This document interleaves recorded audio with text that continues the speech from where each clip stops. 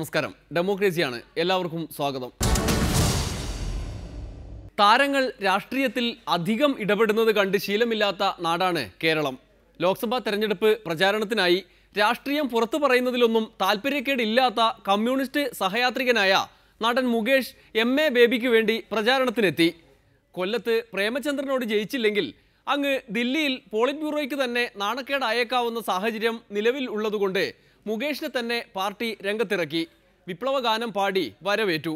നല്ലൊരു നാളെയെ ഞങ്ങൾക്കായി തന്നു പോയവരെ, ഈ നാടിനു വേണ്ടി എല്ലാം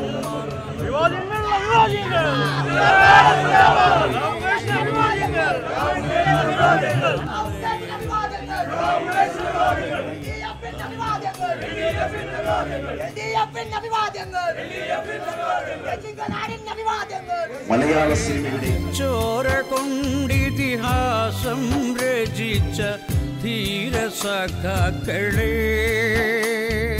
മറക്കുകയില്ലൊരു നാളും ഞങ്ങൾ.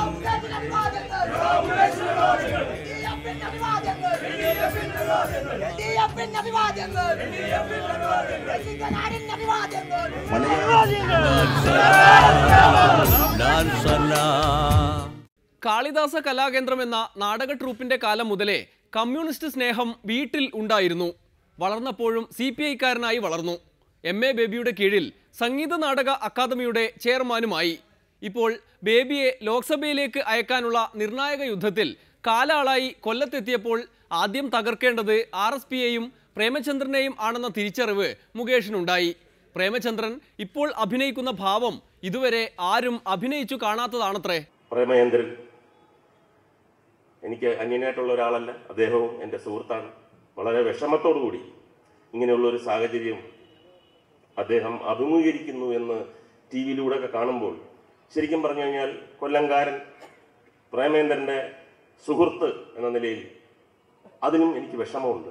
പക്ഷേ കാലഘട്ടത്തിൻ്റെ ആവശ്യം, ആ രീതിയിൽ നമ്മൾ നോക്കുമ്പോൾ പല ബന്ധങ്ങളും നമ്മൾ വിച്ഛേദിച്ച്, അല്ലെങ്കിൽ അത് കാലഘട്ടത്തിൻ്റെ ആവശ്യമാണ് എന്ന് കരുതി സമാധാനിക്കണം.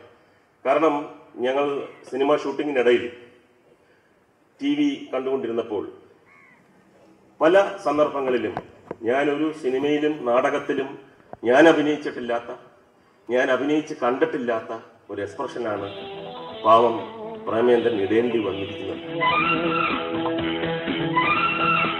സീറ്റ് ഒരു നിമിത്തമായി മാറുന്നു, അല്ലെങ്കിൽ ഏകപക്ഷീയമായിട്ടുള്ള അപ്രമാദിത്വത്തിന്റെ ഭാഗമായി രൂപപ്പെടുന്നതാണ്. അദ്ദേഹം അതെങ്ങനെ അത് ഉൾക്കൊണ്ട് എങ്ങനെ അത് അതിജീവിക്കുന്നു എന്നുള്ളത് മഹാ അത്ഭുതമായിട്ടാണ് എനിക്ക് തോന്നുന്നത്.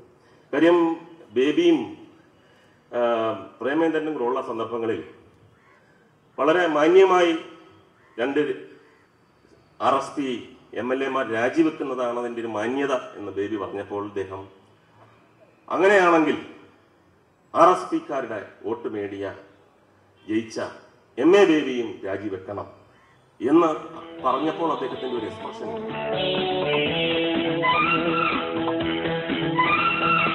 വളരെ ദയനീയമായിരുന്നു. സ്വന്തം സുഹൃത്തു കൂടിയായ പ്രേമചന്ദ്രന്റെ രാഷ്ട്രീയ സാഹചര്യം മുകേഷ് മനസ്സിലാക്കുന്നു എന്നിടത്താണ് ആശ്വാസം. എന്തായാലും RSP പോലൊരു പാർട്ടിയുടെ അണികളെക്കുറിച്ചും മുകേഷിന് നല്ല ധാരണയുണ്ട്. പണ്ട് ജോസഫ് ഗ്രൂപ്പിനെ കാണാൻ തൊടുപുഴയ്ക്ക് പോയ കൊല്ലത്തെ ടൂറിസ്റ്റുകളുടെ കഥയുമുണ്ട് മുകേഷിന് പറയാൻ. RSPയുടെ വലിപ്പം മനസ്സിലാക്കാൻ മുകേഷ് തെരഞ്ഞെടുത്ത കഥ. ഒരു ദിവസം SN കോളേജ് ജംഗ്ഷനിൽ നിന്നും ഒരു ടൂറിസ്റ്റ് ബസ് കുറച്ച് ചെറുപ്പക്കാരെല്ലാം കൂടെ ചേർന്നിട്ട് പോവുകയാണ്. അതിന്റെ മുമ്പിൽ എഴുതി വെച്ചിരിക്കുന്ന ബാനർ എന്ന് പറയുന്നത് ജോസഫിനെ കാണാൻ. പെട്ടെന്ന് വിചാരിച്ചു ഒരു തീർത്ഥാടന സംഘമായിരിക്കും. SN കോളേജിന് മുമ്പിലാണ് നടക്കുന്നത്.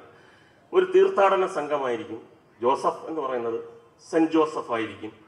പക്ഷെ ചോദിച്ചു വന്നപ്പോഴാണ് അറിയുന്നത് ഈ ബസ്സിലുള്ള ആരും തന്നെ ജോസഫ് ഗ്രൂപ്പിനെ ആരെയും കണ്ടിട്ടില്ല. ഈ പേപ്പറിൽ ഇങ്ങനെ പറയുന്നല്ല ജോസഫ് ഗ്രൂപ്പ് എന്ന് പറയുന്നല്ലാതെ കൊല്ലത്തൊരു ജോസഫ് ഗ്രൂപ്പിനെ കണ്ടിട്ടില്ല. അങ്ങനെ തൊടുപുഴയ്ക്ക് പോവുകയാണ് ഞങ്ങൾ വിനോദസഞ്ചാരത്തിനായിട്ട്. പോകുന്ന വഴിക്ക് നാടും കാണാം, ജോസഫ് ഗ്രൂപ്പിനുള്ള ആരെങ്കിലും കണ്ടിട്ട് തിരിച്ചു വരാം. അങ്ങനെ അവർ വളരെ ഉല്ലാസത്തോടു കൂടി പോയപ്പോൾ കുണ്ടറ അടുത്ത് ഒരു ചെറിയ പാലമുണ്ട്, അത് ഇപ്പോഴും ഉണ്ട്. 2 ബസ്സുകൾ ഒന്നിച്ച് കിടക്കില്ല. അപ്പോൾ രണ്ടും ഒന്നിച്ച് കയറി. അപ്പൊ നിങ്ങൾ പുറകോട്ടിറക്കി, നിങ്ങൾ ബാക്കിലോട്ടിറക്കെന്ന് പറഞ്ഞ് ഡ്രൈവർമാർ തമ്മിൽ വഴക്കിട്ടുകൊണ്ടിരുന്നപ്പോൾ ബസ്സിനുള്ളവർ അങ്ങോട്ടും ഇങ്ങോട്ടും സംസാരിച്ചു. നിങ്ങൾ എവിടെ പോകുന്നു? ടൂറിസ്റ്റുകളാണോ? അത് ഞങ്ങൾ കൊല്ലം വരെ പോവാണ്. അതെന്താണ്? ഞങ്ങൾ RSP എന്ന് ഞങ്ങൾ കേട്ടേ ഉള്ളൂ, കണ്ടിട്ടില്ല. ഞങ്ങൾ തൊടുപുഴയെന്ന് വരിക. അപ്പൊ ഞങ്ങൾ കൊല്ലത്ത് വന്ന് RSPക്കാരെ ഒന്ന് കണ്ടിട്ട് പോവാം. അയ്യോ, ഞങ്ങൾ ജോസഫ് ഗ്രൂപ്പിനെ കാണാൻ വേണ്ടി പോവാ അങ്ങോട്ട്. അപ്പൊ ചോദിച്ചു, നിങ്ങളുടെ ബസ്സിനകത്ത് ആരെങ്കിലും ജോസഫ് ഗ്രൂപ്പ് ഉണ്ടോ? ഇല്ല. നിങ്ങളെ ബസ്സിനകത്ത് ആരെങ്കിലും RSP ഉണ്ടോ? ഇല്ല. ഓ, അപ്പൊ പോയി തന്നെ ആവണമല്ലേ? അപ്പൊ പെട്ടെന്ന് എന്റെ മനസ്സിലേക്ക് വന്ന് MA ബേബി RSPയുടെ വോട്ട് മേടിച്ചിട്ടാണ് MLA ആയത് എന്ന് പറയുമ്പോൾ അദ്ദേഹം എത്രമാത്രം വേദന, എത്രമാത്രം വലിയ വലിയ എക്സ്പ്രഷൻസ് തേടിക്കാണും എന്നുള്ളതായിരുന്നു എന്റെ വിഷമം. പക്ഷേ ഒരിക്കലും പ്രേമേന്ദ്രൻ ഒരു മോശപ്പെട്ട ആളല്ല, ഇടതുപക്ഷത്തിൽ നിന്ന് ജയിക്കേണ്ട ആളാണ്. പക്ഷെ ഇങ്ങനെയൊക്കെ ആയിപ്പോയി. എന്തായാലും പണ്ടൊരിക്കൽ സംഗീത നാടക അക്കാദമിയുടെ തലപ്പത്തിരുത്തിയ ആളല്ലേ, അതുകൊണ്ട് ബേബിയെക്കുറിച്ചും 2 വാക്ക് പറയാതെ മുകേഷിന് പോകാൻ കഴിയില്ല. ഒരിക്കൽ ഞാൻ ഒരു തമിഴ് സിനിമ അഭിനയിച്ചുകൊണ്ടിരിക്കുകയായിരുന്നു. വളരെ പ്രശസ്തനായ ഒരു സംവിധായകനാണ് K. ബാലചന്ദർ. അദ്ദേഹം ഇന്ത്യയിലെ തന്നെ ദാദാ സാഹിബ് ഫൽക്കെ അവാർഡൊക്കെ നേടിയിട്ടുള്ള ആളാണ് അദ്ദേഹം. അദ്ദേഹത്തിന്റെ സിനിമയിൽ ഞാൻ അഭിനയിച്ചപ്പോൾ അദ്ദേഹം എന്നോട് പറഞ്ഞു, ഒരു സ്പാനിഷ് ചലച്ചിത്രോത്സവം ഉണ്ടായിരുന്നു ചെന്നൈയിൽ. അപ്പോൾ സ്പെയിനിൽ നിന്ന് ഒരുപാട് സംവിധായകരും നടന്മാരും ഒക്കെ വന്നിരുന്നു. ഇവിടുന്നും ഇന്ത്യയിൽ നിന്നും ഒരുപാട് പേരുണ്ടായിരുന്നു.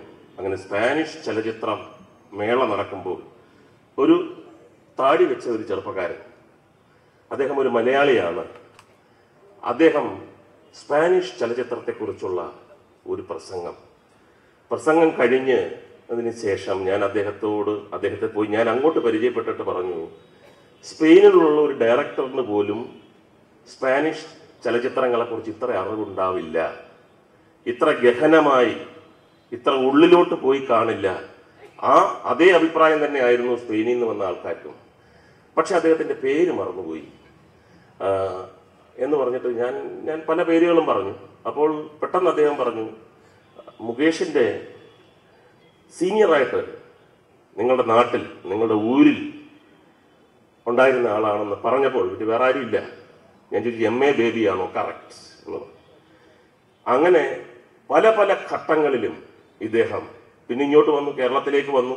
അദ്ദേഹം ഇവിടുത്തെ മന്ത്രിയായി. അദ്ദേഹത്തിന്റെ കീഴിലുള്ള ഒരു സംഗീത നാടക അക്കാദമിയിൽ ഞാൻ പ്രവർത്തിച്ചു.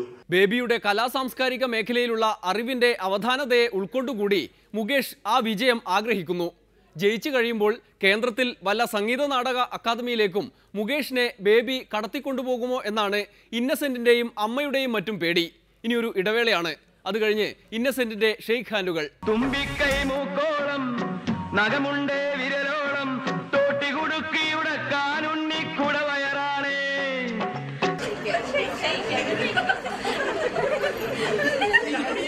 ആര് എടുത്തിയായി? അയ്യോ,